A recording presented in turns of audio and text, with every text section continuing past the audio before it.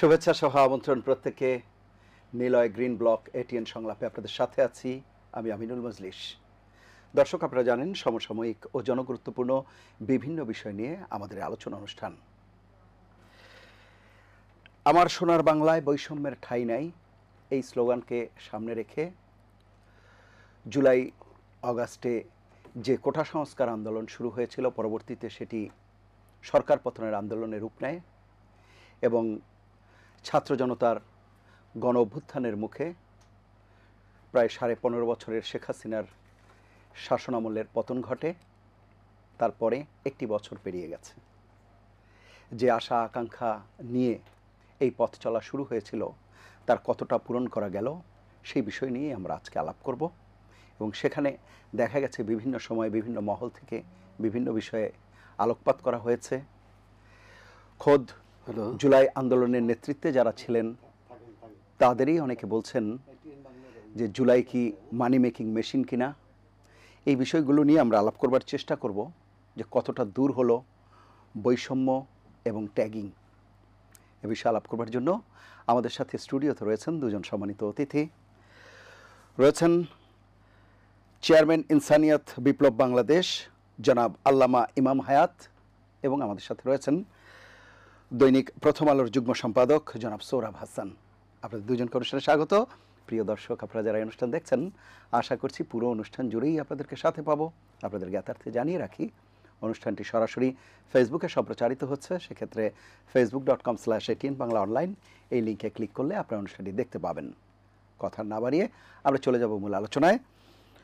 প্রথমেই আল্লামা ইমাম হায়াত, আপনাকে দিয়ে আলোচনা শুরু করছি আমাদের আজকের আলোচ্য বিষয়, যে কত দূর আসলে এই যে বৈষম্য বা ট্যাগিং এটি দূর হলো, এই পথটা আসলে কতটুকু দূর হলো বা দূর করতে পারলাম। একটি বছর আমরা অতিক্রান্ত হলো, একটি বছর সার্বিকভাবে বিষয়গুলো নিয়ে আপনার মন্তব্য শুনব।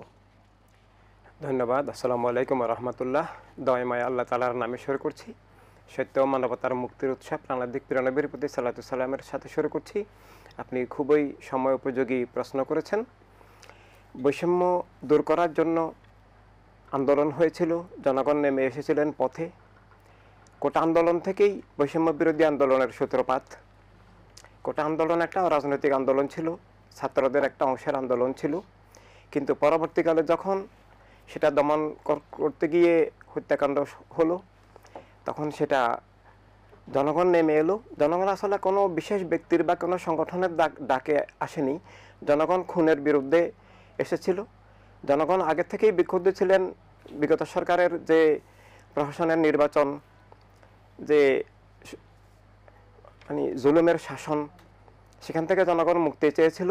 জনগণ সবার অধিকার, গণতন্ত্র, স্বাধীনতা, বাক স্বাধীনতা চেয়েছিলেন। জনগণ বিক্ষুব্ধ ছিলেন, তাই হত্যাকাণ্ড দেখে জনগণ এগিয়ে এসেছিলেন। কিন্তু পরবর্তীকালে সেটা বৈষম্য বিরোধী আন্দোলন এবং সরকার পতনের আন্দোলনে তথা গণতন্ত্রের যে প্রত্যাশা, আবার জনগণের মালিকানা প্রতিষ্ঠার যে প্রত্যাশা, বাক স্বাধীনতার প্রত্যাশা, খুন-জুলুম অবিচার দূর হওয়ার, বৈষম্য এবং বিভিন্ন রকমের বিভেদ, রাষ্ট্রকে দলীয়করণ করার যে ক্ষোভ অসন্তোষ ছিল জনগণের মধ্যে, সেখান থেকে মুক্তির প্রত্যাশায় জনগণ পথে নেমে এসেছিলেন। সরকার পতন হয়, আমাদের সবার প্রত্যাশা ছিল, জনগণের সবার প্রত্যাশা ছিল যে বৈষম্যমুক্ত একটা জীবনের স্বাধীনতা ভিত্তিক নিরাপদ জীবনের নিরাপদ রাষ্ট্র তৈরি হবে, আবার গণতন্ত্র পুনরুজ্জীবিত হবে, আবার জীবনের স্বাধীনতা ফিরে আসবে, বাক স্বাধীনতা ফিরে আসবে, সবাই যার যার বিশ্বাস আদর্শ নিয়ে চলবেন, যার যার মত পথ ধর্ম নিয়ে চলবেন। কিন্তু আমরা খুবই দুঃখের সাথে মর্মান্তিকভাবে লক্ষ্য করেছি যে পরবর্তীকালে এই সরকার আসার পর আগের প্রত্যাশার তো বিপরীত তো হয়েছেই, শুধু বিপরীত হয়নি, আগের চেয়েও মারাত্মক রকমের বৈষম্য, বিভেদ, বিদ্বেষ, রাষ্ট্রদলীয়করণ এবং ধর্মের নামে অধর্মগ্রবাদী, জঙ্গিবাদী, সন্ত্রাসী রাজনীতিকে প্রশ্রয় দেওয়া এবং একটা বিশেষ দল তৈরি করে সেটাকে সরকারি পৃষ্ঠপোষকতা দিয়ে মারাত্মক বৈষম্য তৈরি করা এবং অন্যান্য ধর্মের মানুষের উপরে হামলা করা, মাজারে হামলা হওয়া, মন্দিরে হামলা হওয়া, মব সন্ত্রাস সৃষ্টি হওয়া, পুলিশকে দিয়ে মিথ্যা মামলা করা এবং রাষ্ট্রদলীয়করণ এবং দলীয়করণে চাকরিচ্যুত করা, এভাবে একটা মারাত্মক বৈষম্য হচ্ছে। এবং এটাকে বৈষম্য বললে কম বলা হয়, এটাকে জনগণ এখন নব্য স্বৈরাচার বলছেন, নব্য ফ্যাসিবাদ বলছেন এবং যে একটা প্রত্যাশা ছিল যে একটা সুষ্ঠু নির্বাচন হবে, জনগণের অধিকার স্বাধীনতা, জনগণের রাষ্ট্রীয় মালিকানা নাগরিকত্ব ফিরে আসবে, তার প্রত্যাশার বিপরীতে বর্তমান অবস্থা। কারণ সুষ্ঠু নির্বাচন হওয়ার জন্য গণতন্ত্রের পুনরুজ্জীবনের জন্য প্রয়োজন ছিল যে দলনিরপেক্ষ, পক্ষপাতমুক্ত একটা নির্বাচনী সরকার, এবং নির্বাচন কমিশনকেও পক্ষপাতমুক্ত হওয়া দরকার ছিল। সেনাবাহিনী, পুলিশ প্রশাসনকে পক্ষপাতমুক্ত, দলনিরপেক্ষ, জনগণের পক্ষে, রাষ্ট্রের পক্ষে হওয়া উচিত ছিল। কিন্তু আমরা বাস্তবতা এখন যেটা দেখতে পাচ্ছি, সরকার নিজেই পক্ষপাতদুষ্ট হয়ে গেছেন, এবং সরকারের সাথে সাথে কাদের পক্ষপাতদুষ্ট মানে কাদের পক্ষে তারা কাজ করছেন বলে সরকারের ক্যাবিনেটের মধ্যেই আমরা দেখছি যে ধর্মের নামে অধর্মগ্রবাদী, সাম্প্রদায়িক, জঙ্গিবাদী দলের লোকেরা আছেন, এবং বর্তমানে তারা যে সরকারি পৃষ্ঠপোষকতায় সরকারি প্রশ্রয়ে একটা দল করেছেন, সেই দলের নেতৃবৃন্দ আছেন, এবং সরকার এই বিশেষ কিছু দলকে নিয়ে সংলাপ করছেন। অথচ আমরা গণতন্ত্র প্রতিষ্ঠার জন্য, আমরা স্বৈরতন্ত্র থেকে মুক্তির জন্য অনেক সংগ্রাম করেছি 15 বছর ধরে। আমাদেরকেও ডাকা হয় না, আরও অনেক স্বৈরাচার বিরোধী এবং গণতন্ত্রপন্থী দলকে ডাকা হচ্ছে না। মুষ্টিমেয় কয়েকটা দলকে নিয়ে তারা সংলাপ করেন, এবং তারা তাদের নিজস্ব মন গড়া তৈরি একটা সনদ চাপিয়ে দেওয়ার চেষ্টা করছেন, দলীয় মতবাদ এবং সংস্কারের নামেও তাদের নিজেদের মতবাদ চাপিয়ে দেওয়ার চেষ্টা করছেন। আমি আসবো আবার আপনার কাছে, আমি একটু শুনে আসি। জনাব সোহরাব হাসান, শুনছিলেন আপনি আমরা যে বিষয়টি আলাপ করছিলাম যে কতটা দূর হলো বৈষম্য এবং ট্যাগিংয়ের প্রসঙ্গটিও যদি আনেন বৈষম্যের পাশাপাশি, যে আমরা বিগত সময়ে যে অভিযোগ বা যে কথাটি প্রায়শই বলে থাকি যে যে সরকার বিরোধী যে কোনো কিছুই বিগত সরকারের আমলে হলে সেটি জামায়াত শিবির কিংবা যুদ্ধাপরাধী এই ধরনের কথাবার্তা বলা হতো। এর পরবর্তীতে আপনার কি মনে হয় কিনা যে পরিবর্তিত পরিস্থিতি অন্তর্বর্তীকালীন সরকার ক্ষমতায় নেওয়ার পর, এরপরে যে কোনো কিছুর ক্ষেত্রে স্বৈরাচারের দোসর, ফ্যাসিস্টদের দোসর এরকম একটি মোড়কে যে কোনো কিছুতে আবদ্ধ করে ফেলা, সেটিও এক ধরনের প্রবণতা লক্ষ্য করছেন কিনা? ধন্যবাদ আপনাকে এবং শুভেচ্ছা জানাই ইনসানিয়াত বিপ্লব বাংলাদেশের যে প্রধান চেয়ার, তাকে তার কণ্ঠে বেশ ক্ষোভ, বেদনা ধ্বনিত হয়েছে, কিছুটা বঞ্চনাবোধ তৈরি হয়েছে। বঞ্চনাবোধ অনেকেই আমাদের অনেকের মধ্যেই আমাদের বৃহত্তর সাধারণ নাগরিকের মধ্যে। কিন্তু 5 আগস্টের পরিবর্তন কিছুই হয়নি তা না। বলবো যে ভাই, যে ভাষায় এখন উচ্চস্বরে কথা বলতে পারছেন, সেটা 5 আগস্টের আগে কিন্তু এতটা উচ্চস্বরে বলা যেত না। সুতরাং এক ধরনের দমবন্ধ অবস্থা, রুদ্ধশ্বাস অবস্থা থেকে আমরা কিন্তু এখন খোলা মনে কথা বলতে পারি। প্রতিকার কতটা হয়েছে সেটা বলতে পারেন। এই আন্দোলনের বা এই অভ্যুত্থানের মূল লক্ষ্য ছিল কি? লক্ষ্য ছিল অন্যায়ের বিরুদ্ধে ন্যায় প্রতিষ্ঠা, অবিচারের বিরুদ্ধে বিচার প্রতিষ্ঠা, অসাম্যের বিরুদ্ধে সাম্য প্রতিষ্ঠা। এটা কিন্তু দীর্ঘ প্রক্রিয়া। 1 বছরেই পুরো রাতারাতি সব কিছু বদলে যাবে বা সব কিছু আমরা পরিবর্তন করতে পারবো তা নয়। তবে যাত্রাটা যদি শুভ হতো, যাত্রাটা যদি বহন করতে হবে, তাহলে মানুষ আশাবাদী হতে পারত। এবং 5 আগস্টের এই অভ্যুত্থানের পর তো মানুষ আশায় বুক বেঁধেছিল, এবং তারা মনে করেছিল যে যেহেতু নোবেল বিজয়ী অর্থনীতিবিদ মোহাম্মদ ইউনূসের নেতৃত্বে এই সরকারটি হয়েছে, তাহলে পরিবর্তনটা, নোবেল বিজয়ী অর্থনীতিবিদ মোহাম্মদ ইউনূসের নেতৃত্বে যখন এই সরকার হয়েছে, এই সরকার অনেক কিছু ভালো দিতে পারবে, জনগণের আশাকাঙ্ক্ষা পূরণ করতে পারবে। সেখানে কোথায় জানি একটু ব্যর্থ হয়, কোথায় জানি একটু ছেদ ঘটেছে। আপনি বলছিলেন যে বৈষম্য কতটা দূর হলো। বৈষম্য খুব দূর হয়নি। ট্যাগিংটা আছে কিনা? যথেষ্টই আছে। আগের সরকারের সময় এক ধরনের ট্যাগিং, এখন আরেক ধরনের। তবে আসার কথা, আমরা সামনে দেখতে পাচ্ছি একটা নির্বাচনী হাওয়া, নির্বাচনের একটা প্রস্তুতি চলছে। নির্বাচন কমিশন এখনো পরীক্ষিত নয় যে তারা কতটা পক্ষপাত।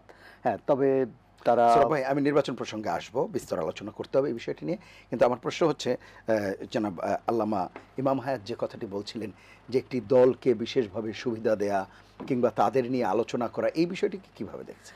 না, এটি নিয়ে সমালোচনা আছে, বিতর্ক আছে। আজকে টিআইবির প্রধান, টিআইবির নির্বাহী পরিচালক তিনি ডক্টর ইফতেখারুজ্জামান কিন্তু বলেছেন যে এটা অনেকটা কিংস পার্টির মতো। কারণ এই আন্দোলনে যারা ছিলেন তাদের 2 জন এখন সরকারে আছেন।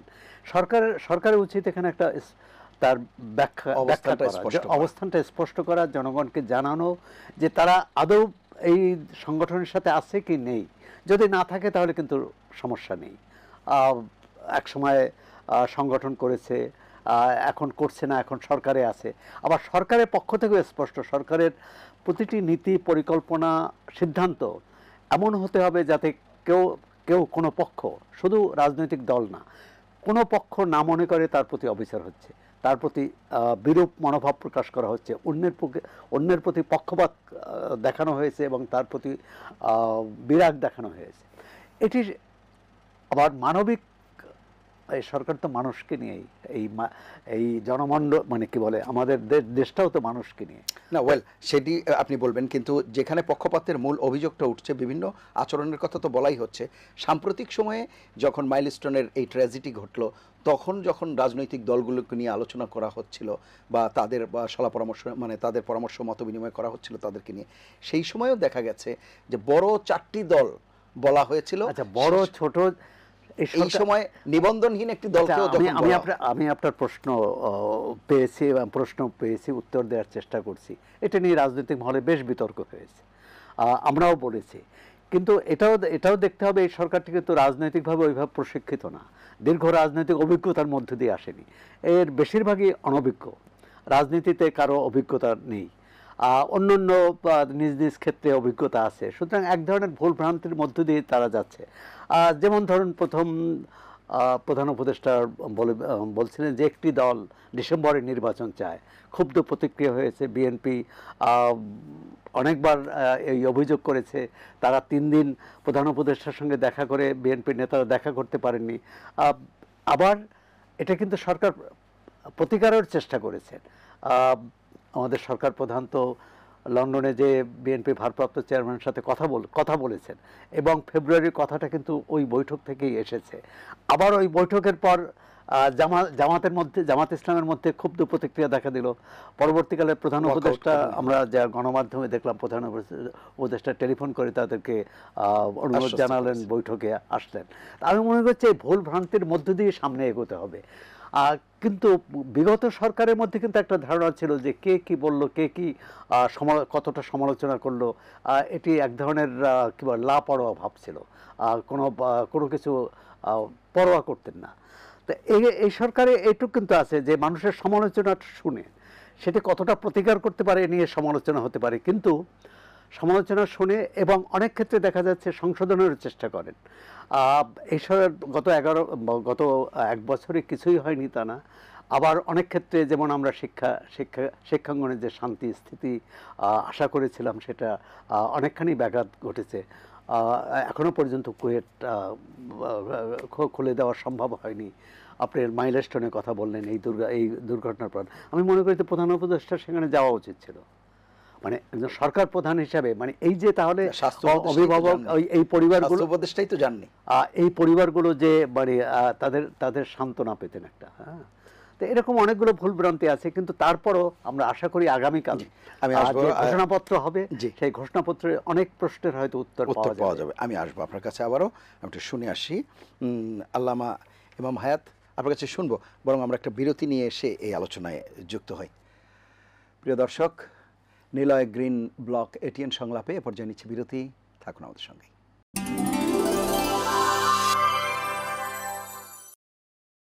ফিরে এলাম নিলয় গ্রিন ব্লক এটিএন সংলাপে। এতক্ষণ সাথে থাকার জন্য ধন্যবাদ।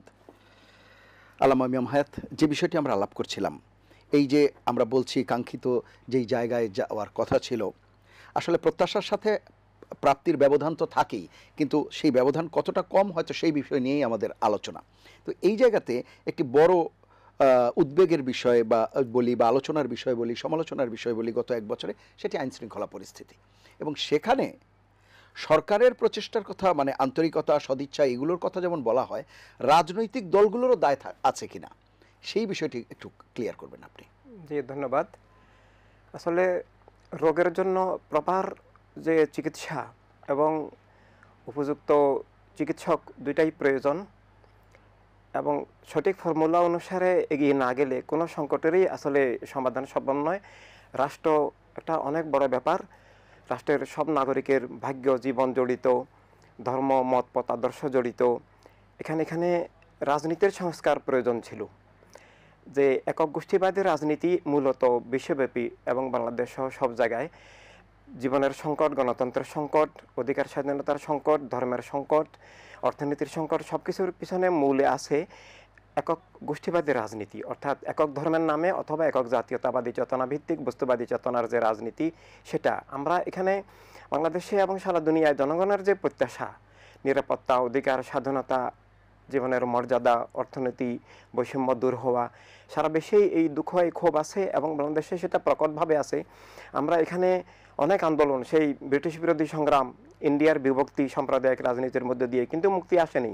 পরবর্তীকালে 71-এ আমরা স্বাধীনতার আন্দোলন, কিন্তু আমরা একটা রাষ্ট্রীয় ভৌগোলিক মানচিত্র তৈরি হয়েছে, স্বাধীন রাষ্ট্র তৈরি হয়েছে, কিন্তু জীবনের স্বাধীনতা, রাষ্ট্রের অভ্যন্তরীণ স্বাধীনতা আসে নাই। বারবার আমরা গণতন্ত্রের জন্য, অধিকারের জন্য, নিরাপত্তার জন্য সংগ্রাম করে আসছি। নূর হোসেন গণতন্ত্র মুক্তি পাক বলে পরবর্তীকালে জীবন দিলেন, কিন্তু গণতন্ত্রের জন্য আবারও আন্দোলন, আবারও ত্যাগ, আবারও রক্তপাত, এবার 24-এর আন্দোলন, কিন্তু স্বাধীনতা, গণতন্ত্র কিছুই আসলো না। এবং কথা হচ্ছে যে আসার যে পথ, আসার যে ফর্মুলা, আমরা সেটা দেখতে পাচ্ছি না। সেটার জন্য সরকারকে, বর্তমান অন্তর্বর্তী সরকারকে মূল দায়িত্ব নিতে হবে। রাজনৈতিক দলগুলোকে অবশ্যই তারা, রাজনৈতিক দলগুলোর পরামর্শ নিতে হবে, কিন্তু ওই পরামর্শটাই গ্রহণযোগ্য, যেটা জনগণের সবার পক্ষে কাজে আসে। একক ধর্ম, একক মতবাদ, একক দলের পক্ষে নয়। সর্বজনীন হতে হবে, ইউনিভার্সাল হতে হবে, হিউম্যানিটারিয়ান হতে হবে, যে রাষ্ট্র সব কিছুর আগে থাকতে হবে এবং এর আগে থাকতে হবে সবার জীবন, সবার মালিকানা, সবার অধিকার। এই জন্য তাদেরকে দলনিরপেক্ষ, পক্ষপাত মুক্ত এবং সবার প্রতিনিধিত্বশীল হওয়া দরকার ছিল, কিন্তু মর্নিং শোজ দ্য ডে আমরা তাদের কাছে সেটা পাচ্ছি না। তো এই জন্য ভবিষ্যৎকে আমরা আশঙ্কাযুক্ত, মেঘাচ্ছন্ন, অন্ধকারাচ্ছন্ন, দেশ, রাষ্ট্র, ধর্ম, গণতন্ত্রের ভবিষ্যৎকে আমরা খুবই আশঙ্কাজনক, খুবই আমরা হতাশভাবে দেখতে পাচ্ছি। জি, আমি আসবো আবার আপনার কাছে, এটা শুনে আসি। সরওয়ার হাসান, আপনি শুনছিলেন, সেই বিষয়গুলো নিয়ে আলাপ করবেন, পাশাপাশি আইনশৃঙ্খলা পরিস্থিতির কথা বলছিলাম। এটি নিঃসন্দেহে একটি উদ্বেগের বিষয়, এবং যখন নির্বাচনী আলোচনা আসে তখন এই আলোচনাটি আসে। এর সাথে আমি একটু যুক্ত করে থাকি, আজকে আমরা যখন কথা বলছি তখন গণমাধ্যমে যে খবরটি আসছে যে উপদেষ্টা মাহফুজ আলম 11-র পদধ্বনি শুনছেন তার ফেসবুক স্ট্যাটাসে, সেই বিষয়টি দিচ্ছেন। এটিও কি এই সার্বিক আইনশৃঙ্খলা পরিস্থিতি বা অন্যান্য বিষয় নিয়েই কি এই আশঙ্কা বা উদ্বেগ তৈরি হচ্ছে কিনা? ধন্যবাদ। আমার মনে হয় না যে তথ্য উপদেষ্টার ওই মন্তব্যের সাথে বর্তমান আইনশৃঙ্খলা পরিস্থিতির কোনো সম্পর্ক আছে। এটি তার রাজনৈতিক মন্তব্য, এবং নিশ্চয়ই তিনি এর কোনো আশঙ্কা বোধ করছেন, কিন্তু সেটা পুরো দেশের মানুষ করছে কিনা, সরকার করছে কিনা, সেই প্রশ্নটা এসে যায়। এটি যথার্থই বলেছেন যে আইনশৃঙ্খলা রক্ষার দায়িত্ব শুধু প্রধানত সরকারের, কিন্তু রাজনৈতিক দলগুলোরও দায়িত্ব আছে। কারণ এই সরকার এসেছে কিন্তু একটা গণ অভ্যুত্থানের মধ্য দিয়ে, অর্থাৎ রাজনৈতিক দলগুলোর অভিপ্রায় অনুযায়ী কিন্তু এই সরকার গঠিত হয়েছে, তাদের সমর্থন নেই। এখন এই রাজনৈতিক, কারণ সরকারের তো কর্মী বাহিনী নাই, সরকারের তো জনভিত্তি নাই, সংগঠন নাই। তো সুতরাং যেহেতু অরাজনৈতিক সরকার, অরাজনৈতিক সরকার এবং অন্তর্বর্তীয় রাজনৈতিক সরকার, রাজনৈতিক দলগুলো যদি সমর্থন না করে, যদি তাকে সহযোগিতা না করে, তাহলে কিন্তু তার পক্ষে আইনশৃঙ্খলার পরিস্থিতি উন্নয়ন করা সম্ভব নয়। এটা আমরা অনেক ক্ষেত্রে দেখেছি। প্রথমত হচ্ছে পরিবর্তনের পর একটা মব ভায়োলেন্স, মানে সংঘবদ্ধ সহিংসতার একটা প্রবণতা, যে ওই যে ট্যাগিং বললেন, যে কে স্বৈরাচারের দোসর, কে স্বৈরাচার, ধরে কারো বাড়িতে, বিশ্ববিদ্যালয়ে, কলেজে, শিক্ষাঙ্গনে শিক্ষকদের নানাভাবে হেনস্থা করা হলো, সরকারি অফিসে যে চেয়ার দখল করা হলো। সুতরাং সেটা সরকার প্রথম দিকে যদি শক্ত হাতে এটি মোকাবেলা করত বা সেটা থামাতে পারতো, তাহলে কিন্তু পরিস্থিতিটা এতটা নাজুক হয় না। আরেকটি হচ্ছে রাজনৈতিক দলের মধ্যে কিন্তু দলের নেতাকর্মীরা স্থানীয়ভাবে এক ধরনের কথা বলা হয় যে আওয়ামী লীগের শূন্যস্থান অন্য দলগুলো পূরণ করেছে। আওয়ামী লীগ তো এখন মাঠে নেই, তারা কেউ জেলে, কেউ পলাতক, কেউ আত্মগোপনে। কিন্তু এই চাঁদাবাজি বন্ধ হয়নি, দখলবাজি বন্ধ হয়নি। এখন সরকার যেটি ভাই বললেন, ইমাম ভাই, যে সরকার যদি নিরপেক্ষভাবে দায়িত্ব পালন করেন, সবার প্রতি যদি সমান আচরণ করেন, তাহলে কিন্তু মানুষ দেখবে যে আমি অন্যায় করতে পারি না। আর যদি কারো প্রতি পক্ষপাত থাকে, এক্ষেত্রে আমি দুটো উদাহরণ দিই। একটা হচ্ছে পটিয়া এবং পাটগ্রামে বিএনপির নেতাকর্মীরা তাদের তাদের সহযাত্রী বানিয়ে তাদের আসামিদের থানা থেকে ছিনিয়ে নিলেন, সেখানে কিন্তু তাদের বিরুদ্ধে ব্যবস্থা নেওয়া হলো। কিন্তু পটিয়ায় পটিয়ায় একজন ছাত্রলীগ করে, তার বিরুদ্ধে কোনো মামলা নেই, বৈষম্যবিরোধী ছাত্ররা যে বললেন যে তাকে গ্রেপ্তার করতে হবে, ওখানকার দায়িত্বপ্রাপ্ত কর্মকর্তা, পুলিশ কর্মকর্তা বললেন যে তা আমি কিভাবে গ্রেপ্তার করব, তার বিরুদ্ধে মামলা হতে হবে, কিন্তু তারা মামলা অভিযোগ করলেন নাই। না। এবং সেখানে অপ্রীতিকর ঘটনা ঘটলো, সেখানে সংঘর্ষ হলো, আহত হলেন। পরবর্তীকালে দেখলাম যে সরকার কিন্তু ওই পুলিশ কর্মকর্তা যিনি ন্যায় প্রতিষ্ঠা করতে চেয়েছিলেন, যিনি অন্যায়ের কাছে মাথা নত করেননি, তাকে কিন্তু প্রত্যাহার করা হলো। এর থেকে কিন্তু পুরো পুলিশ বাহিনী ভিন্ন বার্তা পায়, মানে ভুল বার্তা পায় যে তাহলে কোনো ব্যবস্থা নেওয়া যাবে না। তো এই ধরনের এই যে ইমাম সাহেব বললেন যে পক্ষপাত, কোথাও কোথাও পক্ষপাত সরকারের লক্ষ্য করা যাচ্ছে, যেটা আইনশৃঙ্খলার উন্নয়নের ক্ষেত্রে বাধা হয়ে দাঁড়িয়েছে। আর অন্য ক্ষেত্রে একটি আমরা একসঙ্গে থাকতে চাই কিনা, হিংসা, বিদ্বেষ, গালাগাল, মানে এক দল, মানে যারাই 1 বছর আগে যারা আন্দোলন করে আসলো একযোগে, এবং আমরা তো দেখলাম এখন সংবাদ মাধ্যমে দেখছি, সামাজিক যোগাযোগ মাধ্যমে নিজেদের সংগঠনের নাম পরিচয় মুছে দিয়ে বৈষম্যবিরোধী ছাত্র আন্দোলনের ব্যানারে সবাই আন্দোলন করেছে। এর মধ্যে ছাত্রদল ছিল, এর মধ্যে শিবির ছিল, এর মধ্যে বৈষম্যবিরোধী ছাত্র সংগঠন ছিল, ছাত্র গণপরিষদ ছিল, তাই সবাই মিলে আন্দোলন করেছে, বাম ছাত্র সংগঠনগুলো ছিল। কিন্তু এই স্বৈরাচার সরে যাওয়ার পর এখন এখন বিজয়ের হিস্সা নিয়ে কিন্তু এই মানে বাদানুবাদ এবং অনেক ক্ষেত্রে সংঘর্ষের ঘটনা ঘটছে। এবং যে ভাষা ব্যবহার করছে আপনি দেখতে পারেন, 5 আগস্টের পর অনেক ক্ষেত্রে এই ভাষা ব্যবহার করা হয়নি আগে। বিভিন্ন দলের প্রধানদের সম্পর্কে, বিভিন্ন দলের নেতা নেত্রীদের সম্পর্কে, এমনকি ছাত্র সংগঠনগুলো, মানে আমি বলছি যে আমাদের সংস্কৃতি কিন্তু একটা বড় বিষয়, যে আমি কি ধরনের আচরণ করব, কি ভাষা প্রয়োগ করব। আমি যদি অন্যের কাছ থেকে আমি মর্যাদা চাই, মানবিক মর্যাদা, ভাইদের দলের নাম ইনসানিয়াত, আমি যদি ইনসানিয়াত আশা করি, তাহলে অন্যকেও ইনসানিয়াতের প্রতি সম্মান দেখাতে হবে, তাকেও সমান মর্যাদা দিতে হবে। যিনি অপরাধ করেছেন, অপরাধের বিচার হবে, কিন্তু বিচারের আগে কিন্তু তাকে অসম্মান করা, তার অমর্যাদা করা, যেটা আমরা দেখছি আদালত অঙ্গনে হয়েছে, বিভিন্ন প্রতিষ্ঠানে তো হয়েছে, এটা কোনোভাবেই মেনে নেওয়া যায় না। এটি একটি। আর ভবিষ্যৎ সরকার একটি ভালো নির্বাচন করবে, এটা আশা। আমি নির্বাচনের প্রসঙ্গে আসবো। জনাব সোহরাব হাসান, আপনি বলছিলেন যে রাজনৈতিক দলগুলো, এই রাজনৈতিক দলগুলোই 5 আগস্টের আগে একাট্টা হয়ে নিজেরা একত্রিত হয়ে যেই স্বৈরাচারের পতন ঘটিয়েছে এবং বিজয়ের পরবর্তী সময়ে কৃতিত্ব ছিনতাইয়ের ব্যাপার, কিংবা তাদের ভেতর যে এক ধরনের বলছিলেন বিজয়ের হিস্সা, সেই সব বিষয় নিয়ে বাদানুবাদ এবং পরবর্তীতে একটা দূরত্ব তৈরি হয় সাম্প্রতিক সময়, এবং বেশ কিছু আচরণ নিঃসন্দেহে খুব উদ্বেগজনক বটে, যেটি শিষ্টাচার লঙ্ঘনের সামিল।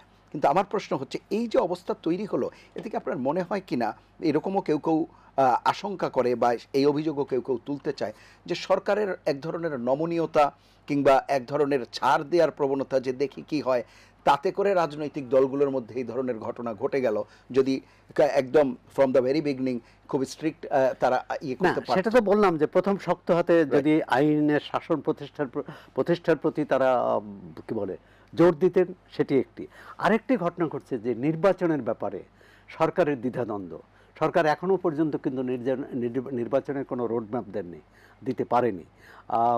দ্বিতীয় হচ্ছে যে এই নির্বাচন হবে কি হবে না, আগে ছিল কবে হবে, এবং এর মধ্যে কিন্তু মাঝখানে বেশ লন্ডন বৈঠকের আগ পর্যন্ত ছিল যে আদৌ হবে কিনা। এখন একটা নির্বাচনের পক্ষে একটা বাতাস লক্ষ্য করা যাচ্ছে, এবং সেক্ষেত্রে প্রধান উপদেষ্টা যদি আগামীকাল বা 8 তারিখও নির্বাচনের কোনো তারিখ ঘোষণা করে, তাহলে এই রাজনৈতিক উত্তাপটা কমবে। কারণ তখন তারা সবাই নির্বাচনমুখী হবে, সবাই জনগণের কাছে যাবে, এবং তাকে দেখাতে হবে যে আমি নমনীয়, আমি গণতান্ত্রিক, আমি সহনশীল, আমি অন্যের মতো নয়। আরেকটি বিষয় আপনার কাছে মনে হয় কিনা, এই যে জুলাই আন্দোলনের যারা নেতৃত্ব দানকারী, তাদের মধ্যে অনেকেই এখন এই প্রশ্ন তুলছেন যে জুলাই আন্দোলনকে এক ধরনের পুঁজি করা হচ্ছে। কেউ কেউ বলছেন এটিকে কি মানি মেকিং মেশিন হিসেবে ব্যবহার করা, কিংবা যেটি বাঁচার আন্দোলন ছিল এখন সেটি বেচার আন্দোলন হয়ে যাচ্ছে অনেকের কাছে। এটি কিভাবে? না, এইটি ইনসিডেন্ট বা দুর্ঘটনা এবং বিপদগামী ঘটনা, এটা যে ঘটেনি, কিন্তু এটি সাধারণ ঘটনা না। আপনি যদি বলেন যে এটি কতজন করেছে, এই আন্দোলনে অংশ নিয়েছে লাখ লাখ ছাত্র, তরুণ, শ্রমিক, সাধারণ খেটে খাওয়া মানুষ, আপনার রাস্তার হকার, আপনার বা অটো চালক, রিক্সা চালক। সুতরাং তারা তো এখানে যায়নি, বরং এটি সরকারের এদিকে নজর দেওয়া উচিত ছিল। এই যে মানুষগুলো যাদের পরিচয় জানা যায়নি, আজকে দেখলাম যে 114 জনকে অজ্ঞাতনামা লাশ হিসাবে রায়ের বাজার কবরস্থানে দাফন করা হয়েছে, এবং তাদেরকে এখন তুলে দিয়ে চেষ্টা করা হচ্ছে যে তাদেরকে ডিএনএর মাধ্যমে তাদের পরিচয় শনাক্ত করা। এই কাজটা আগে করা উচিত ছিল। তখন যে এই তড়িঘড়ি করে দাফন না করা। আমি একজন সাংবাদিক বন্ধু বললেন এখনো 6টি লাশ নাকি মর্গে আছে, মানে হাসপাতালের। মানে এগুলো সরকারের উচিত ছিল এইসব দ্রুত পদক্ষেপ নেওয়া চিকিৎসার জন্য। 1 বছর পরও আমরা রাজনৈতিক দলকে দোষ দেব কি? 1 বছর পরও সরকার তাদের চিকিৎসার বা আহতদের চিকিৎসার সুব্যবস্থা করতে পারেনি। আজকেই একজন শহীদের ভাই বললেন যে তারা শহীদ পরিবার এবং আহত পরিবার একটা সমাবেশ করেছিল চীন মৈত্রী সম্মেলন কক্ষে। সেখানে প্রধান উপদেষ্টার একটু বাণী চেয়েছিলেন যে তিনি একটি ভিডিও বার্তা দেন, তাহলে আশ্বস্ত হবেন, কিন্তু সেই বাণীটা তারা সংগ্রহ করতে পারেননি। এখন প্রধান উপদেষ্টার কাছে এই বার্তা পৌঁছেছে কিনা আমরা জানি না, কিন্তু তার কার্যালয়ে এটি অনুমোদন করেনি বা এটাকে গুরুত্ব দেয়নি। এ ধরনের ক্ষোভ, দুঃখ, বেদনা কিন্তু আছে। 1 বছর পরে যে প্রত্যাশা ছিল, ইমাম ভাই যথার্থই বলেছেন, সেই প্রত্যাশার ধারে কাছে আমরা নেই, কিন্তু তারপরও আশা ছাড়তে নেই, আমরা হয়তো সেখানেই পৌঁছতে পারবো। জি, আমি আবার আসবো, একটা বিরতি নিয়ে এসে আমরা এই আলোচনায় যুক্ত হচ্ছি। প্রিয় দর্শক, নিলয় গ্রিন ব্লক এটিএন সংলাপে এ পর্যায়ে নিচ্ছি বিরতি। থাকুন আমাদের সঙ্গে।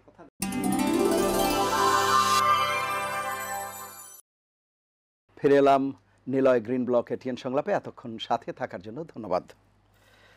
জনাব আল্লামা ইমাম হায়াত, যে বিষয়টি আমরা আলাপ করছিলাম, যে এই যে বৈষম্য কিংবা ট্যাগিং সেটি কতটা দূর হলো সেটি যেমন আলাপ করছে, এবং এই আলোচনায় ঘুরে ফিরেই যেটি আসে যে পরিস্থিতির উত্তরণে একটি গণতান্ত্রিক এবং নির্বাচিত সরকার, জনপ্রতিনিধিত্বশীল সরকার, তাহলে হয়তো আইন শৃঙ্খলা পরিস্থিতি বা অন্যান্য যে বিষয়গুলো আসে তার একটি ইতিবাচক পরিবর্তন হবে বা সেই দিকে যাবে।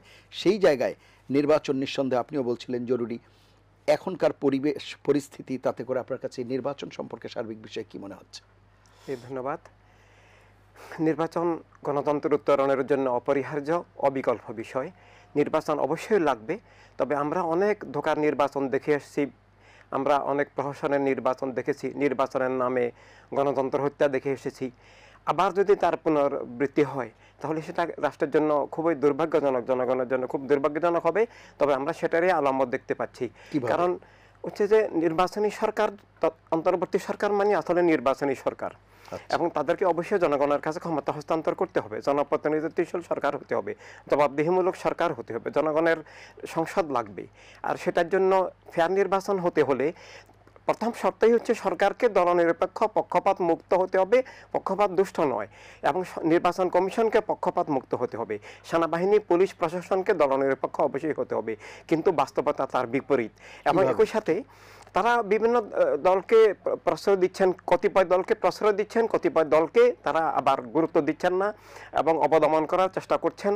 এভাবে সবার সংলাপ, এবং দল নয় শুধু, ফেয়ার নির্বাচন করতে হলে অন্তর্বর্তী সরকারকে মানে রাজনৈতিক দলের সাথে সাথে যারা মানে শিক্ষক সমাজের প্রতিনিধিত্ব করেন, সাংবাদিক সমাজের প্রতিনিধিত্ব করেন, বিভিন্ন পেশাজীবী সংগঠন, শ্রমিক, কৃষক, সবার সাথে আলোচনা করতে হবে, এবং কিন্তু তাদের মধ্যে সেটা দেখা যাচ্ছে না।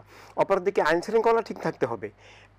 প্রসিদ্ধ দেশের সাংবাদিক, দেশের শীর্ষস্থানীয় পত্রিকার সাব এডিটর, জনপ্রিয় মিডিয়া ব্যক্তিত্ব সোহরাব হোসেন সাহেব, তিনি বাস্তব সত্য এবং দেশের বাস্তব রাজনৈতিক পরিস্থিতি তুলে ধরেছেন যে আইন শৃঙ্খলা পরিস্থিতি একেবারে মারাত্মক বিপর্যস্ত, আসলেই নাই।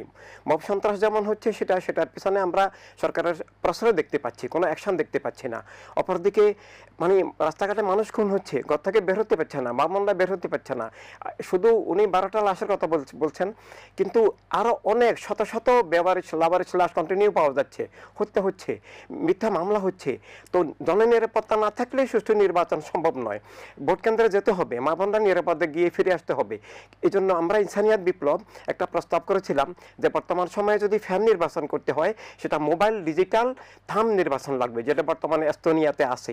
আমরা যেমন বিকাশে লেনদেন করছি, আমরা এভাবে ব্যাংকিং করছি, আমাদের ভোটার আইডি, আমাদের পাসওয়ার্ড থাকবে, আমরা মোবাইলে আমাদের যার যার বিশেষ আদর্শ অনুসারে আমাদের মার্কায় থাম দিয়ে আমরা আঙ্গুলে ছাপ দিয়ে ভোট দিব। তাহলে আমরা নিরাপদে ঘরে বসে ভোট দিতে পারবো, আমাদের কোনো ঝুঁকি নাই। প্রবাসী 1,20,00,000 আমাদের নাগরিক আছেন, তাদের অবদান, তাদের রেমিটেন্স দিয়ে দেশ চলে, তো তারা ভোটাধিকার থেকে বঞ্চিত হবেন না। এই জন্য নিরাপদ নির্বাচনের ব্যবস্থা করতে হবে, সরকারকে দলনিরপেক্ষ হতে হবে, গণতান্ত্রিক পরিবেশ লাগবে, এবং আমরা যারা গণতান্ত্রিক এবং স্বৈরাচার বিরোধী রাজনৈতিক দল আছি সবাইকে সভা সমাবেশ করার অধিকার দিতে হবে। কাউকে ওনারা বিশেষ প্রশ্রয় সেনাবাহিনী দিয়ে প্রটোকল দিয়ে একেবারে মানে তারা সভা সমাবেশ করাবেন, আবার আমরা সভা সমাবেশ করতে গেলে আমাদেরকে বাধা দিবেন, এটা এই ধরনের বৈষম্য করলে হ্যাঁ আমরা বাধার সম্মুখীন হচ্ছি। আমরা অনেক জায়গায় আমরা সমাবেশ করতে পারি না, কোনো কারণও দর্শন নাই। আচ্ছা, তো এই 5 আগস্টের পরেও আমরা এই কয়েক ডিস্ট্রিক্টে সমাবেশ করতে পেরেছি, আরো 12-13টা ডিস্ট্রিক্টে আমরা সমাবেশ করার আবেদন যখন করলাম, পুলিশ প্রশাসন কোনো কারণ দর্শনও ছাড়াই আমাদেরকে সমাবেশ করতে দিলেন না। আবার যখন আমরা বললাম কেন, আমাদের সমস্যা কোথায়, তারা বললেন উপরের নির্দেশ। এভাবে হলে গণতন্ত্র, সুষ্ঠু নির্বাচন কোনো দিন ফিরে আসবে না। নির্বাচনের ব্যাপারে কিন্তু আরও একটি বিষয় আসে, যখনই আপনি তো বলছিলেন পক্ষপাত দুষ্ট নির্বাচন বা সেই ধরনের নির্বাচন যদি হয় সেটি কোনোভাবেই কাম্য নয়, সেটি একটি বিষয়, প্রশাসনের নিরপেক্ষ ভূমিকা থাকবার প্রয়োজন রয়েছে। কিন্তু নির্বাচন প্রসঙ্গ যখনই আসে তখন আরও একটি প্রসঙ্গ আসে আইন শৃঙ্খলা পরিস্থিতি বা অন্যান্য প্রসঙ্গের পাশাপাশি, সেটি হচ্ছে যে সংস্কার, বিচার এবং স্থানীয় সরকারের নির্বাচনের কথাও কেউ কেউ বলে। এটি আসলে কতটা যুক্তিযুক্ত, এবং পিআরের কথাও কেউ কেউ বলছে, এগুলোর বিষয়ে যদি একটু আলোকপাত করেন। ধন্যবাদ। পিআর একটা পরোক্ষ নির্বাচন।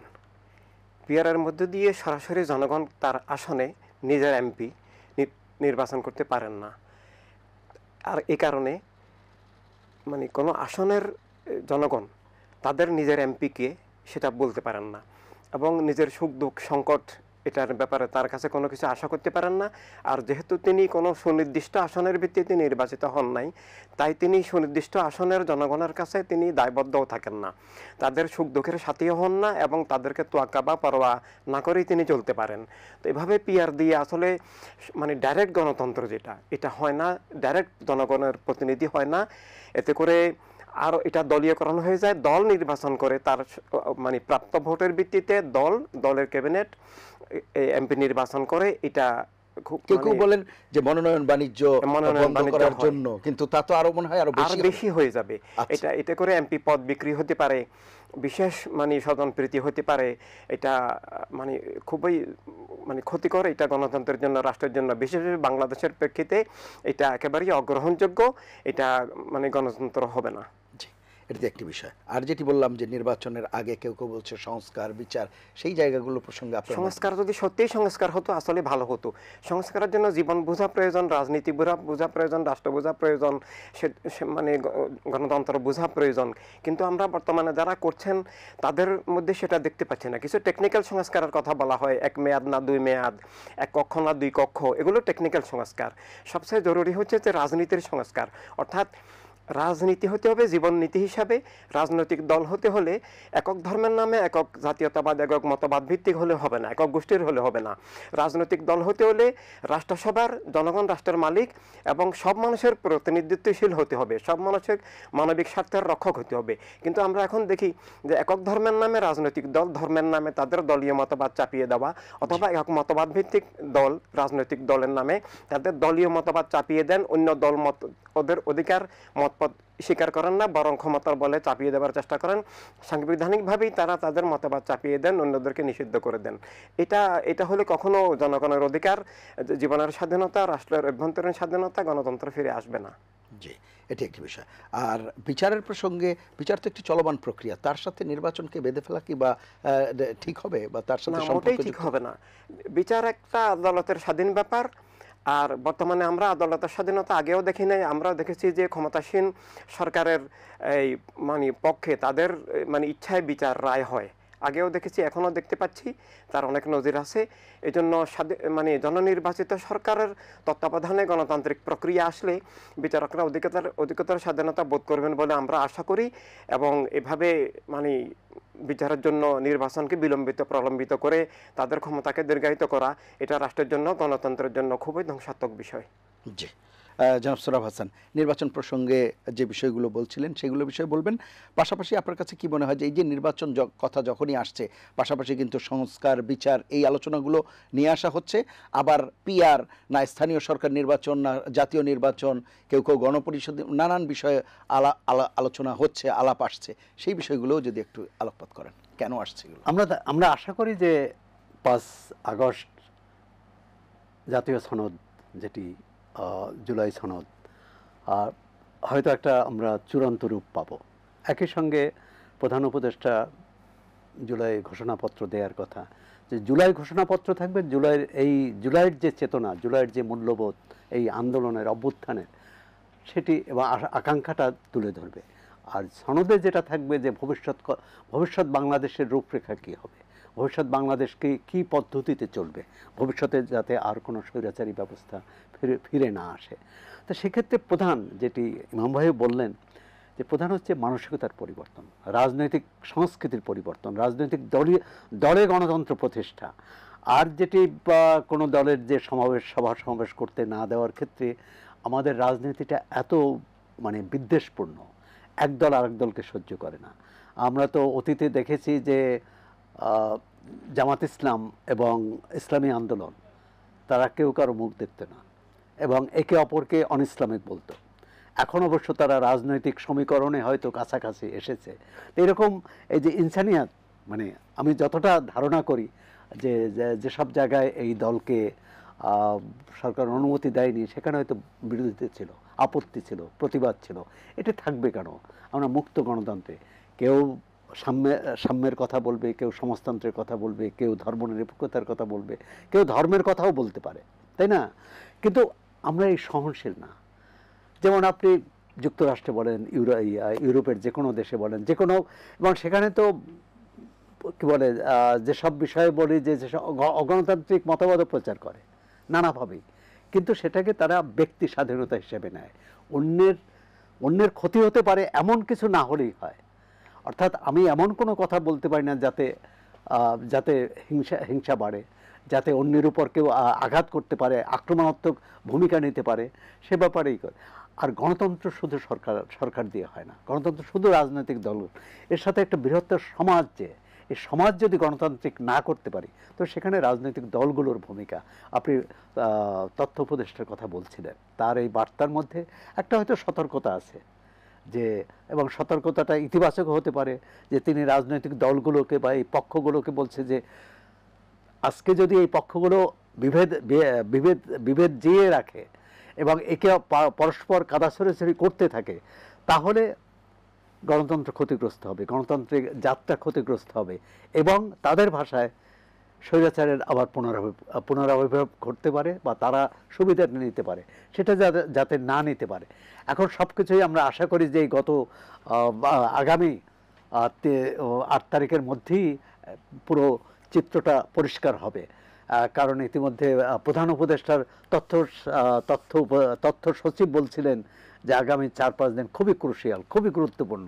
আমরা দেখতে চাই সেই গুরুত্বটা ইতিবাচক হয়, গুরুত্বটা যাতে সংকটাপন্ন বাংলাদেশকে কোনো সংকটে নতুন করে ফেলে না দেয়। এবং আমরা গণতন্ত্রের যে আকাঙ্ক্ষা, মানুষ 3টি নির্বাচনে ভোট দিতে পারেনি, তো স্বাভাবিক যে তারা চাইবে যে নির্বাচনটি যত দ্রুত হয়। আবার নির্বাচনই কিন্তু গণতন্ত্র নিশ্চিত করতে পারে না। আমরা তো দেখেছি যে ভালো নির্বাচন হওয়ার পর ভালো সংসদ পাইনি। নির্বাচন হচ্ছে একসঙ্গে চলা, নির্বাচন হচ্ছে অন্যের মত শোনা এবং নিজের যুক্তিতর্কের বিষয়। এখানে পেশি শক্তির কোনো বিষয় নেই, কালো টাকার দাপট দেখানোর কোনো সুযোগ নেই। কিন্তু দুর্ভাগ্যজনক হলেও সত্য যে আমাদের বাংলাদেশের রাজনৈতিক বাস্তবতা হচ্ছে কালো টাকার প্রভাব আছে, পেশি শক্তির প্রভাব আছে এবং রাজনৈতিক দৌরত্বেরও প্রভাব আছে। তার থেকে বেরিয়ে আসা, আর একদিনে একটি নির্বাচনে হয়তো এটি হবে না, তবে যাত্রাটা শুরু হোক, শুভ সূচনা হোক, সেটাই প্রত্যাশা। জি, অসংখ্য ধন্যবাদ আপনাদের দুজনকে অনুষ্ঠানে অংশ নেওয়ার জন্য। প্রিয় দর্শক, এই ছিল আজকের নিলয় গ্রিন ব্লক এটিএন সংলাপ। পরবর্তী অনুষ্ঠান দেখার আমন্ত্রণ জানিয়ে বিদায় নিচ্ছি। সবাই ভালো থাকবেন, সুস্থ থাকবেন, আশা করি এটিএন বাংলার সঙ্গেই থাকবেন। আল্লাহ হাফেজ।